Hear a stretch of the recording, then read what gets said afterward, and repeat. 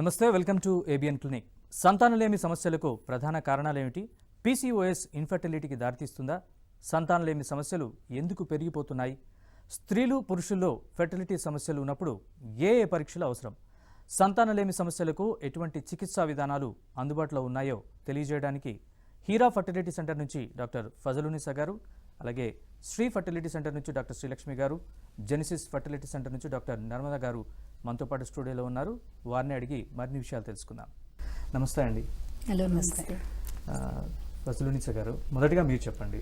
ఈ రోజున మనం చాలా తరచుగా ఈ మాట వింటున్నాం. చాలామంది సంతానలేమితో బాధపడుతున్నారు. అసలు సంతానలేమి ఇంతగా పెరిగిపోవడానికి కారణాలు ఏంటి? సో సంతానలేమి అంటే ఫస్ట్ ఆఫ్ ఆల్ ఒక couple husband and wife 1 year try చేసి వాళ్ళకి ప్రెగ్నెన్సీ అనేది అందకపోతే దాన్ని సంతానలేమి అని అంటాం. సో బేసిక్గా ఏంటంటే ఇప్పుడు మనకి లాస్ట్ ఒక 50 years బ్యాక్ తీసుకుంటే ఒక లేడీకి యావరేజ్గా ఫర్టిలిటీ వచ్చేసి 5. అదే ఇప్పుడు ఫర్టిలిటీ రేట్ తీసుకుంటే 2.5. అంటే child birthing capacity, fertility rate అనేది తగ్గింది. సో బేసిక్గా ఏంటంటే change in lifestyle, change in environment, change in food habits, change in everything is అన్నీ కలిపి ఎఫెక్ట్ అవుతుంది. ఏంటంటే వచ్చేసి మనకి రిప్రొడక్టివ్ ఆర్గన్స్ లైక్ స్పర్మ్స్ మీద అండ్ ఓవరీస్ మీద, ఇవన్నీ కలిపి it is affecting. And pesticides మనం ఏవైతే యూస్ చేస్తున్నామో it has a direct link, like DTT అంటారు కదా, it has a direct link on ఒలిగోస్పర్మియా. అంటే స్పర్మ్స్ అనేవి తగ్గిపోయేది. It has a its research based and తగ్గిపోవడానికి రీజన్ కూడా అది. సో పొల్యూషన్ కానీ ఫుడ్లో చేంజ్ కానీ all this is leading to సంతానలేమి. అండ్ ముందు చూసుకుంటే it was around 10% infertility. Now వచ్చేసి అర్బన్ ఏరియాస్లో, రూరల్ ఏరియాస్లో అంతకైనా కొంచెం తక్కువే, బట్ సిటీలో అట్లా చూసుకుంటే it is coming up to 15 to 18% అనమాట. సో సంతానలేమి డెఫినెట్లీ హ్యాస్ ఇంక్రీజ్డ్. అండ్ న్యాచురల్గా కన్సీవ్ అయ్యే వాళ్ళంటే ఫస్ట్ ఇయర్లో నార్మల్గా without using any drugs without using any medicines 87% get conceived. And by second year 91%. And by third year 95%. ఆ 5% ఎవరైతే 3 years తర్వాత కూడా కన్సీవ్ అవ్వరో they have some problem. We have to investigate them. What is it, ఏమవుతుంది లోపల అనేది తెలుసుకోవాలి. So that is ఇలాంటి పరీక్షలు చేసి వాళ్ళకి అంటే ఇన్ఫర్టిలిటీని వాళ్ళలో నిర్ధారించవచ్చు మనం. సో ఇన్ఫర్టిలిటీ అంటే ఓన్లీ లేడీస్కి, ఓన్లీ జెంట్స్కి చేసేది కాదు. Definitely it is a couple counselling. Husband and wife ఇద్దరు కలిసి రావాలి అండ్ ఇద్దరిలో పరీక్షలు నిర్ధారించాలి. అండ్ లేడీస్లో చూసుకుంటే సెకండ్ డే ఆఫ్ పీరియడ్, అంటే పీరియడ్ వచ్చిన 2వ రోజు ఈజ్ చాలా ఇంపార్టెంట్ డే అనమాట. సో ఆ రోజు వచ్చేసి కొన్ని హార్మోన్ ప్యానెల్ అంటారనమాట. సో హార్మోన్స్ ఏవైతే బ్రెయిన్ నుంచి రిలీజ్ అవుతాయో ఆ హార్మోన్స్ ఓవరీలో ఎగ్స్, తర్వాత ఎండోమెట్రియంలో growth, egg growth, endometrium growth, వీటన్నిటికీ రీజన్స్ హార్మోన్స్ అనమాట. సో ఆ హార్మోన్స్ అంటే FSH, LH, thyroid and prolactin, ఇవి basic hormones. And oestrogen and testosterone ఎలా ఉన్నాయి అనేది చూసుకొని then we have to go ahead అనమాట. అండ్ అలాగే హస్బెండ్లో వచ్చేస్తే స్పర్మ్ అనాలిసిస్ అంటే WHO 2010 గైడ్లైన్స్ ప్రకారం 15 మిలియన్స్ పర్ ఎంఎల్ ఉండాలి. అండ్ దానికంటే తక్కువగా ఉంటే 10 to 15 ఉంటే మోడరేట్, 6 to 10లో ఉంటే కొంచెం severe, and less than 5 million అంటే వెరీ వెరీ సివియర్ అనమాట. ఒలిగోహైడ్రామియాస్ అంటారు. సో ఓన్లీ క్వాంటిటీ కాదు, మొటిలిటీ అండ్ మార్ఫాలజీ అనేవి కూడా స్పర్మ్లో చాలా ఇంపార్టెంట్. సో ఇవన్నీ చూసుకొని హస్బెండ్ అండ్ వైఫ్లో ఎక్కడ ప్రాబ్లం ఉంది అనేది తెలుస్తుంది. అండ్ కొంతమందిలో అయితే లైక్ అబౌట్ 20 to 25% కపుల్స్లో అన్నీ బాగుంటాయి. మ్యామ్ అన్ని టెస్ట్లు చేయించుకున్నాం, ట్యూబ్స్ బాగుంది, గర్భసంచి బాగుంది, ఎవ్రీథింగ్ ఈజ్ నార్మల్, మాకు సంతానం అనేది అందలేదు అంటారు. సో దాన్ని అన్ఎక్స్ప్లెయిన్ ఇన్ఫర్టిలిటీ అంటారు. About 20 to 25% of couples will have this. ఏమంటే యూట్రస్ బాగుంటుంది, ట్యూబ్స్ అన్నీ బాగుంటాయి, all the test, and they will be fed up అనమాట ఇంకా పరీక్షలన్నీ చేయించుకొని. సో అన్ఎక్స్ప్లెయిన్ ఇన్ఫర్టిలిటీలో ఏమంటే లోపల మైక్రోమాలిక్యులర్ లెవెల్లో there will be some reason where the sperm is not going into the oocyte అనమాట. సో దాన్ని అన్ఎక్స్ప్లెయిన్ ఇన్ఫర్టిలిటీ అని కూడా అంటారు. So with all these factors, tubal factors, uterine factors, fibroid, PCOD, ఇవన్నీ కూడా these are all problems for సంతానలేమి అనమాట. So ఇవన్నీ అనాలిసిస్ చేసుకుంటూ స్టెప్ బై స్టెప్ మనము నెక్స్ట్ ఏంటి అనేది, what is the best treatment for a couple, and married life ఎంత ఉంది అనేది కూడా చాలా important. So all this we consider and then we go ahead with సంతానలేమి. Doctor Srilakshmi గారు, అసలు పీసీఓఎస్ అంటే ఏంటి, అది ఎలా ఫర్టిలిటీని ఎఫెక్ట్ చేస్తుంది? పీసీఓఎస్ అనేది బేసికలీ ఇప్పుడు కొత్త గైడ్లైన్స్ ప్రకారం 3 క్రైటీరియా ఉన్నది, దాన్ని రోటర్డామ్ క్రైటీరియా అంటామండి. ఏదో ఒకటి బేస్ చేసుకొని ఎప్పుడు కూడా ఒక పేషెంట్కి ఒక డయాగ్నోసిస్ అనేది ఇవ్వము. సో మెయిన్లీ ఏంటంటే హెచ్ అంటే హైపర్ ఆండ్రోజెనిజం. మెయిన్లీ పీసీఓఎస్ పేషెంట్స్లలో ఏమవుతుందంటే మామూలుగా ఫీమేల్ హార్మోన్స్ కన్నా కూడా మేల్ హార్మోన్స్ అనేవి ఎక్కువైపోతాయి. సో దానివల్ల హెయిర్ రావడం కానీ, మేల్ ప్యాటర్న్ హెయిర్ రావడం కానీ, జుట్టు ఊడిపోవడం కానీ అలాంటి ప్రాబ్లమ్స్ వస్తాయి. Second is యానోవిలేషన్. యానోవిలేషన్ అంటే ఏంటంటే మామూలుగా కూడా ప్రతి నెలసరి అయిన రోజు నుంచి మనకు న్యాచురల్గా ఎగ్ అనేది గ్రో అవ్వాలి. మనకు పీరియడ్ వచ్చిన ఫస్ట్ డే నుంచి కూడా 14th డే వరకు గ్రో అయ్యి 14th డే నుంచి 16th డే మధ్యలో అది బయటకు వస్తే అప్పుడు ఇన్ కేస్ కనుక హస్బెండ్తో కలిసి అన్నీ బాగుంటే కనుక ప్రెగ్నెన్సీ అనేది రావడం జరుగుతుంది. కానీ పీసీఓఎస్లో ఏమవుతుందంటే ఈ హార్మోనల్ ఇంబ్యాలెన్స్ వల్ల ఓవ్యులేషన్ అనేది జరగదు, లేదా చాలా తక్కువ జరుగుతుంది. సో దాన్ని యానోవ్యులేషన్ అన్న అంటాము, అసలు ఓవ్యులేషన్ కాని దాన్ని, లేదా ఒలిగో ఓవ్యులేషన్ అన్న అంటాం, అంటే తక్కువ అవడం అనమాట. నెక్స్ట్ వచ్చేసి పీసీఓఎస్ అనేది ఎలా డయాగ్నోస్ చేస్తాము? యూజువల్లీ ఒక స్కాన్కి వెళ్ళినప్పుడు పేషెంట్స్ డాక్టర్ దగ్గర మా దగ్గరికి వచ్చినప్పుడు వీ అడ్వైజ్ స్కాన్ చేసినప్పుడు ఓవరీస్ అనేవి యూట్రస్ పక్కన ఉంటాయి.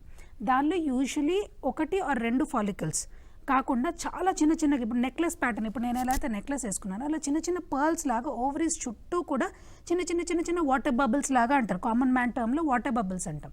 అవి యూజువలీ 2 ఓవరీస్లో కూడా ఉంటాయి. ఈ 3 క్రైటీరియా అంటే excess of hyperandrogenism or anovulation and ovarian bubbles like water bubbles లాగా, లేదా ఈ పీసీఓఎస్, ఈ మూడిట్లోంచి 2 క్రైటీరియా ఉంటే we diagnose the patient as PCOS patient అనమాట.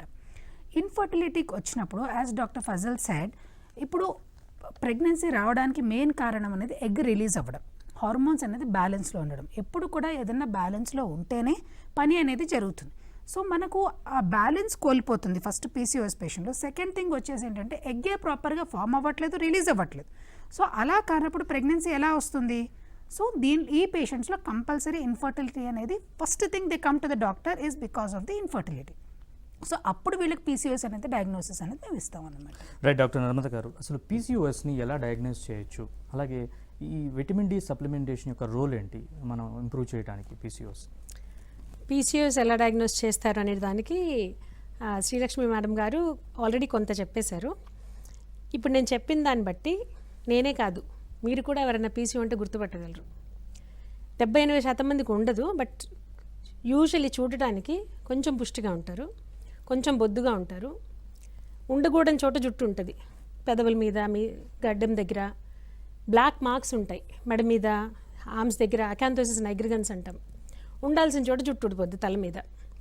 ఈసారి మేల్కి ఉండాల్సిన హార్మోన్ ఎక్కువ అయ్యేసరికి మేల్లో ఉండే లక్షణాలు వచ్చేస్తాయి, జుట్టు ఊడిపోవడం, గడ్డాలు మీసాలు రావటం. ఇప్పుడు నేను చెప్పాను కాబట్టి మీరు గమనించండి, ఇప్పుడు మీ చుట్టుపక్కల ఎంతమంది పీసీఓలు గమనిస్తారు. ఇది చూడటానికి ఇది ఒక క్రైటీరియా. 2 బ్లడ్ టెస్ట్, ఈ మేల్ హార్మోన్స్ అన్నారు కదా నరేష్ గారు, టెస్టోస్టిరాన్, ఆండ్రోస్టిండాన్, డిహెచ్ఏఎస్ ఇట్లాంటి టెస్టులు ఉంటాయి.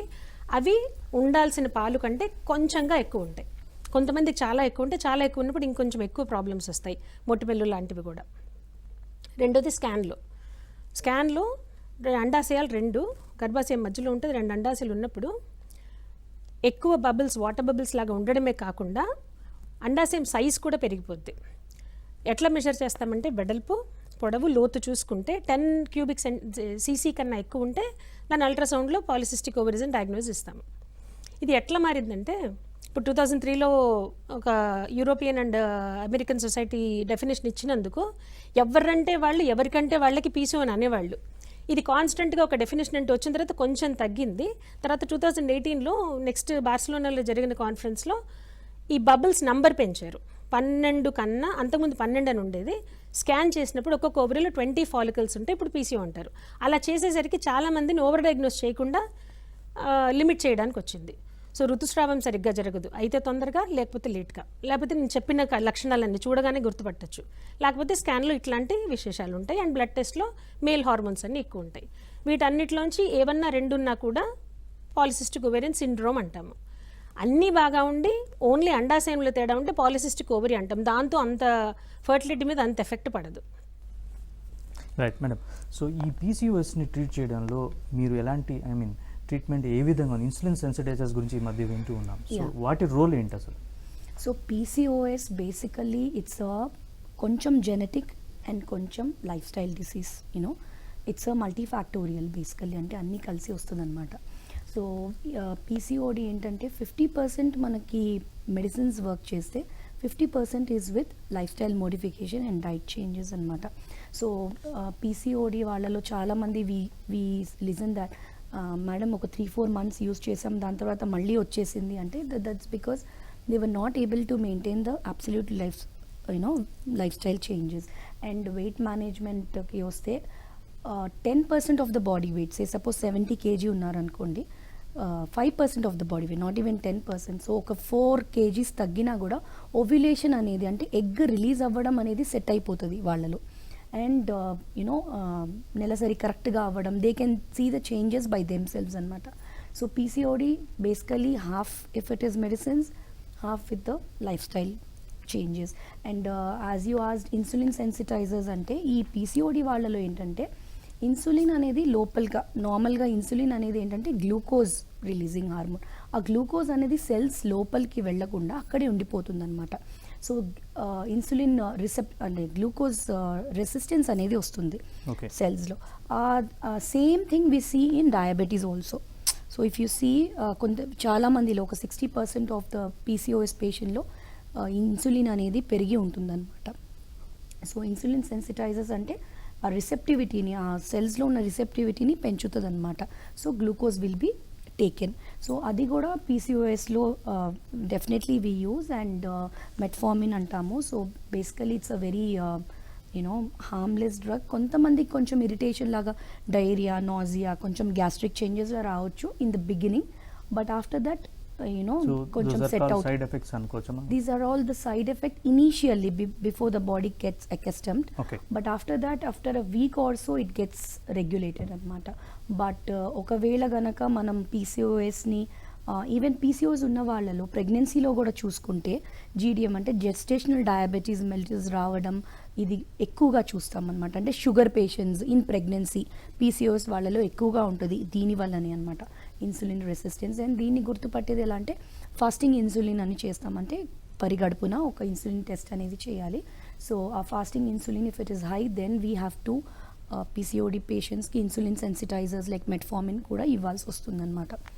ఈ జెస్టేషనల్ డయాబెటీస్ని మనం డిటెక్ట్ చేయడానికి సో మీరు చెప్పినట్టుగా సో ఈ షుగర్ టెస్ట్ అనేది ఫ్రీక్వెన్సీ లెవెల్స్ ఎప్పుడెప్పుడు చేయించాలి? సో పీసీఓడి వాళ్ళలో మనము first trimester around 18 to 20 weeks అయినప్పుడు జీటీటీ అని ఒక టెస్ట్ చేస్తాం, glucose tolerance test. 75 milligrams glucose వేసి 1 hour తర్వాత ఫాస్టింగ్ 1 hour అండ్ 2nd hourలో చూస్తాం. సో ఆ లెవెల్స్ కనుక రైజ్ అయ్యి ఉన్నాయంటే that PCOD patients have gone in to GDM అన్నట్టు అనమాట. సో ఆ టెస్ట్ చేసి దాన్ని అండ్ ఈ పేషెంట్స్లో ఏంటంటే ఈవెన్ ఆఫ్టర్ ప్రెగ్నెన్సీ మెట్ఫార్మిన్ కానీ ఇన్సులిన్ ఇంజెక్షన్ ఏదైతే ఉంటుందో అది కూడా కంటిన్యూ చేయాల్సి వస్తుంది అనమాట in some patients. Right. Doctor Srilakshmi గారు, సో మనం అసలు ఇన్ఫర్టిలిటీకి ట్రీట్మెంట్ అనేది స్టార్ట్ చేసే ముందు పీసీఓఎస్ స్టూడెంట్స్లో ఎలాంటి లైఫ్ స్టైల్ మోడిఫికేషన్స్ చేసుకోవాలి? ఫస్ట్ అండ్ ఫార్మోస్ట్ పీసీఓఎస్ పేషెంట్లో first and foremost lifestyle modification is weight loss. Okay. అది one of the most difficult things చెప్పొచ్చు. పేషెంట్స్ రెసిస్ట్ చేస్తారు, కోపం వస్తుంది, డాక్టర్స్ వెళ్తే అదే చెప్తారు అనుకుంటారు, కానీ that is the magic pill. So once you start losing weight like doctor Fazal said 5% weight loss అయినా చాలు, you can see lots of difference in your daily routine. నెలసరి కరెక్ట్గా రావడం 5%కే చాలా కష్టపడాలండి, కానీ ఏదైనా చెప్తారు కదా ఇనీషియల్గా స్టార్ట్ అయ్యేటప్పుడే కష్టం. Once you start losing wait అది ఆటోమేటిక్గా అలా కంటిన్యూ అయిపోతుంది and you start feeling better about your self. So ఆ వెయిట్ లాస్ అనేది కొంచెం ఒక నెల 2 నెలలు కష్టపడి వెయిట్ లాస్ స్టార్ట్ అయింది అనుకోండి, ఒక 3 kgs వెయిట్ లాస్ స్టార్ట్ అయితే బాడీకి కూడా బూస్ట్ వస్తుంది. Then you'll start losing continuously. So అలా ఫస్ట్ థింగ్ వెయిట్ లాస్ కావడానికి ఏంటి దాని కారణం diet is the main. So personally I believe weight lifestyle modification is 70% diet and 30% of exercise. So 70% ఏదైతే ఉందో ఎలా టీవీ చూస్తూ ఇలా తింటూ కూర్చున్నా అనుకోండి, ఎంత డైట్ చేసినా వేస్టే. So you need to have a proper diet chart, or if you not able to do it, మీరు ఒక డైటీషియన్ హెల్ప్ తీసుకోండి, ఒక న్యూట్రిషనిస్ట్ హెల్ప్ తీసుకోండి.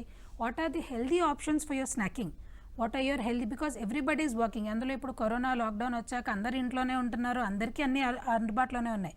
సో యూ చూస్ మీకు ఏది మంచిది.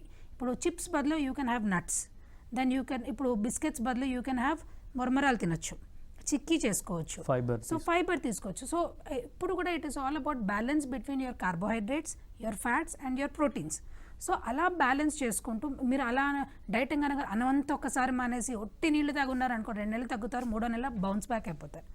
సో అలా కాకుండా it should be a sustainable diet, balance diet and sustainable. ఇప్పుడు ఇప్పుడు జ్యూస్ ఎన్ని రోజులు తాగుతారండి, హార్డ్లీ ఒక 1 వీక్ తాగలరు, 2 దాని తర్వాత మీకే విసుకొచ్చేస్తుంది. సో అలా కాకుండా 1 సంవత్సరం 2 సంవత్సరాలు కాదు, లైఫ్ లాంగ్ మీరు అది పాటించగలగాలి. సో అలాంటి సస్టైనబుల్ డైట్ అనేది ఫాలో అయ్యి 30% మీరు యాక్చువల్గా గైడ్లైన్స్ ప్రకారం అయితే 15 hours per week, అంటే మనం లెక్క చూసుకుంటే ½ an hour to 45 minutes of per day చేస్తే చాలు. అందులో మీరు జిమ్కి వెళ్ళాల్సిన అవసరం లేదు, వెయిట్ చేయాల్సిన అవసరం లేదు, సింపుల్ వాకింగ్, కార్డియో అంటే సింపుల్ బ్రిస్క్ వాక్. మీ వాకింగ్ బ్రిస్క్ వాక్ చేసుకొని, ఇప్పుడు అందరి దగ్గర స్మార్ట్ వాచెస్ ఉన్నాయి, అందరి దగ్గర స్మార్ట్ ఫోన్స్ ఉన్నాయి, అందులో ఆన్ చేసుకొని గంటకి 10 నిమిషాలకి మినిమం 1000 steps to 1100 steps చేస్తే చాలు. అది ఎవరైనా చేయొచ్చండి. మనం అనుకుంటాం అమ్మ అంత చేయగలమా, మనం స్టార్ట్ చేస్తే ఈజీగా అలానే చేసుకోవచ్చు. అండ్ అంత మినిమం 45 minutes వర్కౌట్ చేస్తే you will see really wonders. And all PCOS పేషెంట్స్కి that is the easiest thing you can do to avoid, cut down your doctors, cut down your doctor fees, అన్నీ cut down అయిపోతాయి. First మీ side నుంచి మీరు effort put up చేస్తే, ఇవన్నీ చేశాక కూడా మీకు ఇంకా ప్రాబ్లం ఉందంటే we're always there to help you. So first lifestyle modification and diet. Right madam. Doctor Narmada garu, so ఈ PCOS పేషెంట్స్లో ఈ ఫర్టిలిటీని ఇంప్రూవ్ చేయడానికి విటమిన్ డి సప్లిమెంటేషన్ దాని పాత్ర ఏ విధంగా ఉంటుంది? చాలా పెద్ద పాత్ర విటమిన్ డి. ఇది టోటల్గా అండర్ ఎస్టిమేట్ చేస్తాము. డి అనగానే మనకి ఎముకలును కాల్షియం అవి గుర్తొస్తాయి, కానీ రిప్రొడక్టివ్ ఆర్గన్స్ అంటే ఆడవారిలో అండాశయాలు, మగవారిలో బీజాలకి, స్పర్మ్కి చాలా బలం వస్తుంది. ఎలా అంటే ఈ విటమిన్ డి ఉన్నందుకు ఇన్సులిన్ రెసిస్టెన్స్ అని డాక్టర్ ఫజల్ రునిసా మేడం మాట్లాడారు కదా, అది ఇన్సులిన్ రెసిస్టెన్స్ని తగ్గిస్తుంది. తగ్గించేసరికి అండాశయంలో ఉన్న ఫాలికల్స్ చుట్టూ ఉన్న హార్మోన్, ఆ టెస్టోస్టెరాన్, ఆండ్రోజన్స్ ఉంటాయి కదా, అవి తగ్గిపోతాయి. తగ్గేసరికి మంచి అండకణాలు విడుదలవుతాయి, ఎగ్ రిలీజ్ అవుతుంది, పీరియడ్స్ వస్తాయి, ప్రెగ్నెన్సీ కావాలనుకుంటే ప్రెగ్నెన్సీ వస్తుంది. ఇంకా అద్భుతమైన విషయం ఏంటంటే small doses of vitamin D 2000 units per day తీసుకుంటే బరువు కూడా తగ్గుతారు. ఇది వేరే కాంప్లికేషన్స్ వచ్చే పిల్ కూడా కాదు, బలం వచ్చే విటమిన్తో కూడా బరువు తగ్గచ్చు. సో ఆ విధంగా విటమిన్ డి పనిచేస్తుంది. అండ్ ఎక్కడ లభిస్తుంది ఇది? డబ్బులు లేకుండా కావాలంటే సూర్యరశ్మిలో బయటికి వెళ్ళి కాసేపు ఎండలో ఉంటే కనిపిస్తుంది. కొంచెం డబ్బులు ఖర్చు పెడదామంటే సప్లిమెంట్స్, ఎగ్స్, మష్రూమ్స్, నట్స్లో కొంచెం తక్కువే, చీజ్, పౌల్ట్రీ అంతా, పౌల్ట్రీ కాదు, seafood, prawns, shrimps, eggs, fish, వీటిలోంచి వస్తుంది. So it unbelievable. PCOలో 90% మందికి విటమిన్ డి లోపం ఉంటుంది. ఆ కొంచెం సప్లిమెంటేషన్ స్టార్ట్ చేసేసరికి మొత్తం సైకిల్ అంతా కొంచెం వెయిట్ లాస్, మేడం చెప్పినట్టుగా కొంచెం విటమిన్ డి సప్లిమెంటేషన్ చేసేసరికి కొంత బరువు తగ్గి, కొంత హార్మోన్స్ అన్నీ తగ్గి, ఎగ్స్ రిలీజ్ కావటం మొదలెట్టేస్తే అన్బిలీవబుల్ ఏంటంటే అలాంటి వారు ఈ చిన్న ట్రీట్మెంట్తో ప్రెగ్నెంట్ వస్తే అంతకన్నా మహదానందం మాకు ఇంకొకటి ఉండదు. మేడం, విటమిన్ డి తక్కువ అవ్వడం వల్ల అంటే ఎట్లాంటి ఇన్ఫర్టిలిటీయే కాకుండా ఇంకా ఇతరత్ర ఇబ్బందులు ఏమైనా వస్తాయి? అసలు ఎలా మనం ఐడెంటిఫై చేయాలి విటమిన్ డి మనకి ఇది అందట్లేదు అనేది? ఒకటి ఓవరీస్ అండ్ టెస్టిస్ చెప్పాను, రెండోది బోన్స్ అండ్ మూడోది ప్యాంక్రియాస్. ప్యాంక్రియాస్ ఎక్కడ గుర్తొస్తుంది మీకు? డయాబెటీస్ అని తెలియని వాళ్ళు ఎవరు ఉండరు. ప్యాంక్రియాస్ మీద కూడా ఇది పనిచేస్తుంది. ప్యాంక్రియాస్ మీద పనిచేసరికి ఏమవుతుంది, మామూలుగా మనం తినగానే ఏమవుద్ది, గ్లూకోజ్ ప్రొడ్యూస్ అవుతుంది. గ్లూకోజ్ ప్రొడ్యూస్ కాగానే ప్యాంక్రియాస్లోంచి ఇన్సులిన్ అనే హార్మోన్ వస్తుంది. ఇటు గ్లూకోజ్ వేస్తుంటాం, ఇటు ఇన్సులిన్ వస్తుంటుంది. ఇది విషస్ సైకిల్. ఒక లెవెల్కి వచ్చేసరికి ఈ ప్యాంక్రియాస్ అలసిపోతుంది. మనం ఎంత గ్లూకోజ్ పెట్టినా అయితే ఇన్సులిన్ మొండికేస్తుంది ప్రొడ్యూస్ చెయ్యను అని, లేకపోతే వచ్చిన ఇన్సులిన్ పనిచేయదు. సో ఇలాగే బ్లడ్ లెవెల్లో గ్లూకోజ్ ఉండిపోతుంది. విటమిన్ డి ఈ సైకిల్ని బ్రేక్ చేయగలదు. సో ప్యాంక్రియాస్ని బాగా పనిచేయించగలదు. ఫర్టిలిటీ బాగాలేదు. బోన్స్కి అయితే అందరికీ తెలిసిందే, కాల్షియం అండ్ విటమిన్ డి కలిస్తే బోన్స్ బలంగా ఉంటాయి, దృఢంగా ఉంటాయి. చిన్నపిల్లలకి అవసరమే, మిడిల్ ఏజ్ వాళ్ళకి అవసరమే, పోస్ట్ మెనోపాజల్ ఉమెన్ 50 ఏళ్ళు దాటిన వనితలకైతే విపరీతంగా అవసరం. Right. Doctor Fazal garu, so ఈ పీసీఓఎస్ పేషెంట్స్లో ఇన్ఫర్టిలిటీని ట్రీట్ చేయడానికి సో ఎట్లాంటి మనకి ట్రీట్మెంట్ అందుబాటులో ఉంది?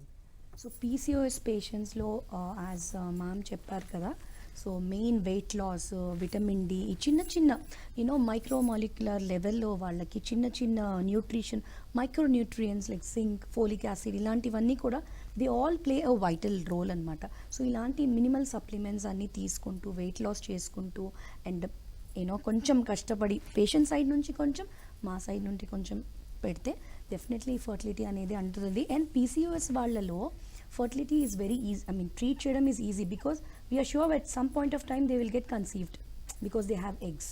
సో బేసికలీ అది అనమాట. అండ్ పీసీఓడి పేషెంట్లో ఎల్హెచ్ హార్మోన్, అదే ఏదైతే మేల్ హార్మోన్ అంటున్నామో మనం, ల్యూటినైజింగ్ హార్మోన్ అనేది చాలా గనక పెరిగిపోతే ఓవరీస్ బయట లేయర్ ఏదైతే ఉందో చాలా థిక్గా అయిపోతుంది అనమాట. So whatever we give, injections ఇచ్చినా టాబ్లెట్స్ ఇచ్చినా the ovary won't be responding, eggs అనేవి అసలు పెరగవు whatever we give, medicines కానీ. సో అలాంటి వాళ్ళలో when LH is more than 11, so that's cut off point 11-12 అలా ఉన్నప్పుడు పీసీఓ డ్రిల్లింగ్ అనేది కూడా చేస్తామన్నమాట కొన్నిసార్లు. అంటే వాట్ ఎవర్ ఎక్కువ గట్టిపడి ఉందో దాన్ని మెత్తపడిగా చేసి ఎగ్స్లో ఆ షెల్ అనేది, అది థిక్నెస్ ఏదైతే ఉందో అది తగ్గి అండాశయాలకి అది ఇంజెక్షన్ కానీ ఆ హార్మోన్స్ కానీ వాటికి రిలీజ్ అయ్యేటట్టు, అంటే ఆ ఇంజెక్షన్స్ అనేది టాబ్లెట్స్ అనేది అందదు అసలు మరీ ఎక్కువగా ఉంటే హార్మోన్. సో దాన్ని మెత్తపరిచి దాన్ని కూడా రిలీజ్ చేస్తే అప్పుడు కొంచెం రెస్పాండ్ అనేది అవుతుంది అనమాట ovaries. In LH if it's very high, ఈ లెవెల్స్లో డెఫినెట్లీ కొంతమందికి పీసీఓడి డ్రిల్లింగ్ అనేది కూడా చాలా మటుకు ఉపయోగపడుతుంది లాప్రోస్కోపికల్లీ. రైట్. డాక్టర్ శ్రీలక్ష్మి గారు, మీరు ఇందాక చెప్పినట్టు వెయిట్ అనేది ఎంత ఇంపార్టెంట్ అనేది చెప్పారు. సో మనకి ఫర్టిలిటీ ఛాన్సెస్ పెరగడానికి. సో ఇది ఐడియల్ వెయిట్ అంటే బిఎంఐ ప్రకారం ఉండాలా, అసలు ఒక ఐడియల్ వెయిట్ అంటూ ఉంటుందా? ఐడియల్ వెయిట్ డెఫినెట్లీ ఉంటుందండి. ప్రతి మనిషికి హైట్ని బట్టి వెయిట్ ఉండాలి. ఇప్పుడు 6 feet హైట్ వాడిని 50 kgs ఉండమంటాం ఎంత తప్పు, అలాగే 5 feet ఉన్న వాళ్ళని 70 kgs ఉండడం కూడా అంతే తప్పు. సో హైట్ని బట్టి వెయిట్ బిఎంఐ క్యాలిక్యులేట్ అనేది చేస్తాం ఎవరికన్నా. హైట్ చూసాక దాని వెయిట్ క్యాలిక్యులేట్ చేసి ఏజ్ని బట్టి కూడా ఉంటుంది. So for example good BMI on an average is between 20 to 27. 25 is cut off, but 27 వరకు కూడా okay. But 27 to 30 is over weight and above 30 is obesity. So ఈ 27 to 30 ఉన్నప్పుడు కరెక్ట్ చేసుకోవడం ఈజ్ క్వైట్ ఈజీ. 30 తర్వాత ఉన్న వాళ్ళ బిఎంఐకి చాలా కష్టమైపోతుంది. ఎస్పెషలీ ఇప్పుడు అదేంటంటే అండి PCOS, weight loss, weight gain, ఇదంతా ఒక విషియస్ సర్కిల్. ఓకే. ఇప్పుడు పీసీఓఎస్ వల్ల ఓవ్యులేషన్ సరిగ్గా కాదు, ఓవ్యులేషన్ కాకపోతే ఈ ఎల్హెచ్ హార్మోన్స్, మేల్ హార్మోన్స్ వల్ల వెయిట్ గెయిన్ అనేది ఆటోమేటికలీ వాళ్ళ హార్మోన్స్ వల్ల వస్తుంది. వెయిట్ గెయిన్ అవ్వడం వల్ల మిగతావన్నీ డిస్టర్బ్ అయిపోతుంది, ప్రెగ్నెన్సీ రాదు, మళ్ళీ అన్ఓవ్యులేషన్ వస్తుంది. సో దాన్ని ఎక్కడో చోట మనం బ్రేక్ చేయాలి. ఆ బ్రేక్ చేసేది మీ చేతిలో ఉండేది ఏంటి? Weight loss. సో అక్కడ మీరు బ్రేక్ చేయగలిగితే ఈ మిగతా రెండు అనేది కొంచెం డాక్టర్ హెల్ప్ తోటి సెట్ చేసుకొని అన్ని మనం బ్యాలెన్స్ చేసుకోవచ్చు. సో యూ సీ దట్ మన బిఎంఐ అనేది 20 to 25 మధ్యలో మెయింటైన్ చేసుకోగలిగితే it's very good according to the height of the patient and what age ఎంత ఉంది అనేది చూసుకొని చేసుకుంటే ఈజీ. పీసీఓఎస్ అనేది ఓన్లీ ఇన్ఫర్టిలిటీ రిలేటెడే కాదండి. పీసీఓఎస్ అనేది starts from adolescence, then middle age infertility group and then it also premenopausal కూడా పీసీఓఎస్ పేషెంట్స్ని చాలా చూస్తున్నాం ఈ మధ్య, ఎస్పెషలీ అబవ్ 35. ఎందుకంటే ది అమౌంట్ ఆఫ్ స్ట్రెస్, ఇప్పుడు పొల్యూషన్ అనే అనొచ్చు, లైఫ్ స్టైల్ స్ట్రెస్ అనే అనొచ్చు, దాని లేకపోతే జాబ్ స్ట్రెస్ అనొచ్చు, మెంటల్ స్ట్రెస్ అనొచ్చు, వాటన్నిటి వల్ల కూడా ఇన్ఫర్టిలిటీ ఉన్న వాళ్ళకు, పిల్లలు ఉన్న వాళ్ళకు కూడా పీసీఓఎస్ అనేది అబవ్ 35 అనేది చాలామందికి చూస్తున్నాం. So it is a disease which is seen in all 3 stages of the reproductive period of the women. So మనం అక్కడ మెయింటైన్ చేసుకుంటూ వస్తే సరిపోతుంది. అలాగే మేడం, సో మీరు ఎప్పుడు కన్సిడర్ చేస్తారు అంటే పీసీఓఎస్ పేషెంట్స్ ఇన్విట్రో ఫర్టిలైజేషన్కి ఎప్పుడు వెళ్ళాలి, ఇన్విట్రో ఫర్టిలైజేషన్ ఎంబ్రియో టెక్నాలజీకి వాళ్ళు ఎప్పుడు వెళ్ళాలి, అదేవిధంగా ఈ లాంగ్ టర్మ్ హెల్త్ రిస్క్స్ ఏమి ఉంటాయి ఈ పీసీఓఎస్ ట్రీట్మెంట్లో? 2 questions. ఫస్ట్ థింగ్, శ్రోతలందరూ పీసీఓ ఉంటే పిల్లలు పుట్టరు అలాంటి మిథ్యలో ఉండకండి. 50-60% మందికి ఆల్రెడీ పిల్లలు అయిపోతారు. దేనికోసమో మా దగ్గరికి వస్తే ఇన్సిడెంటల్గా స్కాన్లో అర్రే మీకు పీసీ ఉందని గుర్తుపడతాం. సో చాలా మట్టుకు వాళ్ళే ప్రెగ్నెంట్ అయిపోతారు, భయపడాల్సిన అవసరం లేదు. మిగిలిన 40% దాకా ఒక 4 పద్ధతులు ఉంటాయి. వెయిట్ గెయిన్ ఉన్న దానిని 5% నుంచి మొదలు పెట్టేసి ఎంత తగ్గితే అంత, అలా వెయిట్ తగ్గేసి కొన్ని హెల్త్ విటమిన్ డి లాంటి టాబ్లెట్స్ తీసుకుంటే ప్రెగ్నెన్సీ. అది లెవెల్ 1. Level 2 tablets. అంతకుముందు క్లోమిఫిన్ అనే టాబ్లెట్ ఇచ్చేవాళ్ళము, ఇప్పుడు కొత్త రీసెంట్ గైడెన్స్ లెట్రజోల్ బాగా పనిచేస్తుందని. దాంతో ఏమవుతుంది, ఈ హార్మోన్స్ బ్యాలెన్స్ అంతా కరెక్ట్ అయిపోయి అండం విడుదల కావడం మొదలవుతుంది. సో అండం విడుదలైతే అన్నీ బాగుంటే, హస్బెండ్ స్పర్మ్ బాగుంటే ప్రెగ్నెన్సీ వచ్చేస్తుంది. 2. మూడోది, ఒక్కొక్కసారి ఇట్లా టాబ్లెట్స్ పని చేయకపోతే హార్మోన్ ఇంజెక్షన్స్ ఇవ్వాల్సి వస్తుంది, FSH HMG అంటాము. అవి కూడా 3rd స్టేజ్లో ఇచ్చిన తర్వాత కూడా పని చేయకపోతే ఫజలున్నీసా మేడం చెప్పినట్టుగా లాప్రోస్కోపీ, కీహోల్ సర్జరీ అంటాము. పొట్టలోంచి కెమెరా పెట్టేసి ఓవరీస్ ఎక్కడున్నాయో చూసి ఎక్సెస్ ఉన్న ఫాలికల్స్లోంచి కొన్ని ఎలక్ట్రిసిటీ డైథర్మీ అంటాం, దాంతో తీసేసేసరికి ఆ షెల్ కొంచెం మెత్తబడ్డట్టు అవుతుంది అండ్ ఫాలికల్స్ అన్ని గ్రో కావడానికి స్పేస్ ఉంటుంది. ఈ 4 చేసినా సంతానం కలగకపోతే అప్పుడు IVF కావాలి. ఓకే. ఫస్ట్ స్టెప్ IVF కాదు. పాలిసిస్టిక్ ఓవరీస్లో నార్మల్గా చాలామందికి సంతానం కలుగుతుంది. ఈ 4 పద్ధతులు దాటితే, సహనం చచ్చిపోతే ఆర్ లేట్గా మ్యారేజ్ అయిపోతే ఈ 4 పద్ధతులు చేయడానికి చాలా టైం వేస్ట్ అవుతుంది. ఎవరైనా 30-32లో వచ్చేస్తే కనుక ఇది సంవత్సరం ట్రై చేయండి, వేస్ట్ చేయము, ఇంకొంచెం ముందు ఆఫర్ చేస్తాం. So that's not the only solution. ఈ లాంగ్ టర్మ్ హెల్త్ రిస్క్స్ ఏ ఉంటాయండి ఈ PCOS ట్రీట్మెంట్కి? లాంగ్ టర్మ్ హెల్త్ రిస్క్స్, ఇది PCO ఉన్న వాళ్ళు మాత్రం చాలా జాగ్రత్తగా వినండి. ఇప్పుడు నేను చెప్పినట్టుగా శూలకాయంగా ఉన్న వాళ్ళు అయితే కనుక ఇమీడియట్లీ, అది లాంగ్ టర్మ్ కూడా కాదు, కొంచెం లో సెల్ఫ్ ఎస్టీమ్ ఉంటుంది, బాడీ ఇమేజ్ మీద కొంచెం శంక ఉంటుంది, నన్ను ఎవరన్నా ఎట్లా చూస్తున్నారు అనుకుంటారు, దాంతో డిప్రెషన్లోకి వెళ్ళే ఛాన్స్ ఉంటుంది. అలా ఉన్నప్పుడు కావాల్సిందల్లా ఫ్యామిలీ అండ్ ఫ్రెండ్స్ సపోర్ట్. చాలామంది ఉంటారు, చక్కగా ఉన్నారు, what ever it is, which ever way you can say, వాళ్ళని గుర్తుపట్టడం వాళ్ళు డిప్రెషన్లోకి వెళ్తున్నారని. అది మొదటిది. రెండోది, మీరు రాత్రి పడుకున్నప్పుడు గురక కొడతారు. గురక కొట్టినప్పుడు ఆక్సిజన్ సప్లై బాడీకి తక్కువైపోతుంది, బ్రెయిన్కి తక్కువైపోతుంది. పొద్దున్న లేసేసరికి నిద్రపోయి రిలాక్స్ అయ్యి లేవటం కాకుండా చాలా కష్టపడ్డట్టుగా అలసిపోయి లేస్తారు. అదంతా డే అంతా చిరాగ్గా ఉంటారు. అది ఎక్కడ వర్క్ ప్లేస్లో ఎఫెక్ట్ అవుతుంది, ఇంట్లో వాళ్ళకి కూడా ఎఫెక్ట్ అవుతుంది. ఈ 2 సామాజిక సమస్యలు. Emotional health. Coming to health, లావు ఉంటారు, లావు ఉన్నందుకు బ్లడ్లో కొలెస్ట్రాల్ పెరిగిపోతుంది. బ్లడ్లో కొలెస్ట్రాల్ పెరిగినందుకు ఆ పైప్స్ అన్ని కొంచెం నేరో అయిపోయి బ్లడ్ ప్రెషర్ వచ్చేస్తుంది. ఈ ఇన్సులిన్ రెసిస్టెన్స్ అన్నాం కదా, దాని మూలంగా డయాబెటీస్.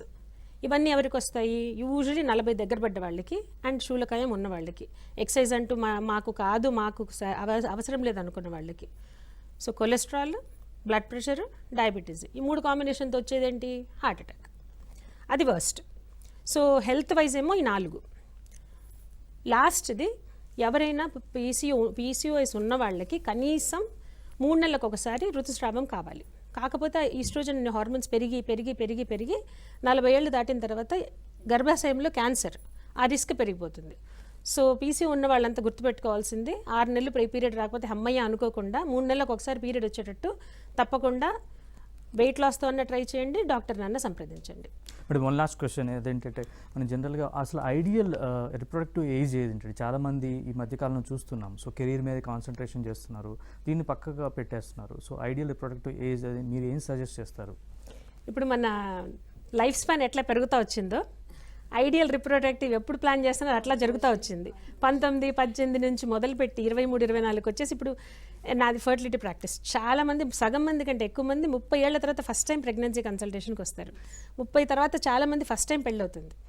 ఇదేది తప్పు కాదు. బట్ ఐడియల్ ఏజ్ ఏంటి? 27 వరకు మాక్సిమం అనుకోండి. 30 నుంచి కొంత డిక్లైన్ అవుతుంది. But 35 is really big cut off, ధన్మని పడిపోతుంది. 40 తర్వాత అయితే ఇంకా మర్చిపోవాలి. సో ఆ ఏజ్ గ్రూప్స్ గుర్తుపెట్టుకుని పెళ్ళి లేట్గా చేసుకోవడంలో తప్పులేదు, ఇప్పుడే పిల్లలు వద్దు అనుకోవడంలో తప్పులేదు. కాకపోతే ఇదంతా గుర్తుపెట్టుకుని ఇన్ కేస్ ఇప్పుడే వద్దు అనుకుంటే ఎగ్ ఫ్రీజింగ్ అని ఒక ట్రీట్మెంట్ ఉంటుంది. అండాశయాలు తీసేసి ఫ్రీజ్ చేసి పెట్టేస్తాం. ఫ్రీజ్ చేసినప్పుడు ఆడవారి ఏజ్ ఏముంటుందో అదే ఏజ్లో ఎగ్ ఫ్రీజ్ అయిపోయి ఉంటుంది. సపోజ్ 30 ఏళ్ళకి ఫ్రీజ్ చేస్తే వాళ్ళకి 40 ఏళ్ళకి పిల్లలు కావాలన్నా కూడా 30 years ఏజ్లో ఉన్న ఎగ్ మా దగ్గర ఫర్టిలిటీ సెంటర్లో ఫ్రీజ్ చేసిన దగ్గర అవైలబుల్ ఉంటుంది. అదొక సందేశం. వేర్ విమెన్ కొంత లేట్ చేద్దాము, ఇప్పుడే కాదు, నాకు సరైన వాళ్ళు దొరకలేదు, నా కెరీర్ ఇంపార్టెంట్ అనుకుంటే అది అదే, ఇది ఇదే. దీన్ని ఆపొద్దు, 2 ప్యారలల్ రూట్స్ అని గుర్తుపెట్టుకోవాలి. Right, thank you very much doctor Fazalunnisa garu, doctor Srilakshmi గారు, doctor Narmada garu. So infertility గురించి చాలా విషయాలు చెప్పారు. అలాగే ఇప్పుడున్న టెక్నాలజీ ప్రకారం ఎలాంటి ట్రీట్మెంట్ ఇన్ఫర్టిలిటీ అందుబాటులో ఉందో చాలా చక్కగా వివరించారు. థ్యాంక్ యూ సో మచ్ అండి. థ్యాంక్స్ అండి. Thank you. ఇది ఇవాళ ABN క్లినిక్. మరో టాపిక్తో మళ్ళీ కలుద్దాం. చూస్తూనే ఉండండి ABN.